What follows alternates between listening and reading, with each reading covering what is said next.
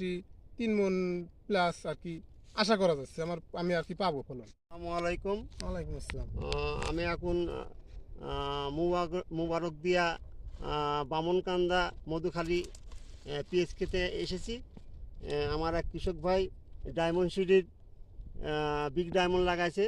আমি সেই মাঠ পরিদর্শনে এসেছি, আপনাদেরকে দেখাইতে চাই বিগ ডায়মন্ড পেঁয়াজ আসলে কেমন হয়।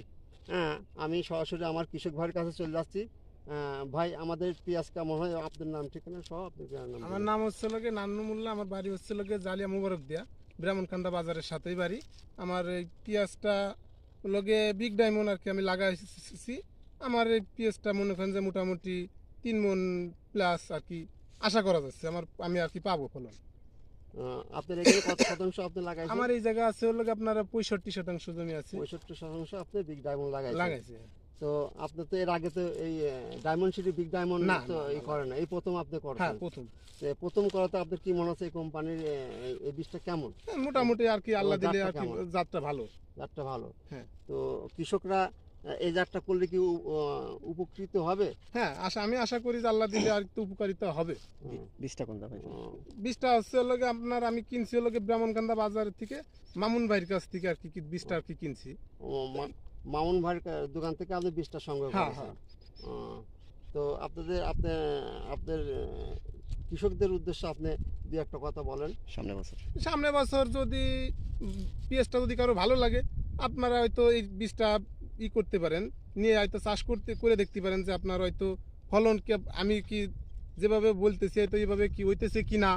আপনারা হয়তো চেষ্টা করে 1 বছর হয়তো সীমিত নিয়ে লাগায় করে দেখেন যে আপনার হয় কি না। চাষটা আমি 3 মণ প্লাস আমার হবে, আপনারা আশা করে দেখেন আপনাকে 3 মণ আমি মনে করি যে হবে। আমার নাম হচ্ছে লোকে নান্নু মোল্লা। ধন্যবাদ নান্নু ভাইকে আমাদের এই পিএস আবাদ করাতে। আমি আপনাকে আমার কোম্পানির তরফ থেকে আপনি অসংখ্য ধন্যবাদ জানাই। আসসালামু আলাইকুম।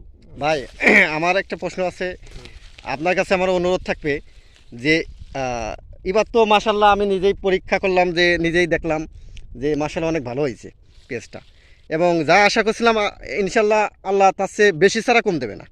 তা আপনার কাছে আমার অনুরোধ থাকবে যে এই বীজটা যেন এর গুণগত মান সঠিক থাকে, এবং সামনে বছর যেন আমরা কৃষকের মাঝে দিতে পারি, এবং দামটা যেন সাশ্রয় থাকে। অবশ্যই অবশ্যই আমাদের কোম্পানির পক্ষ থেকে, ডায়মন্ড সিড কোম্পানির পক্ষ থেকে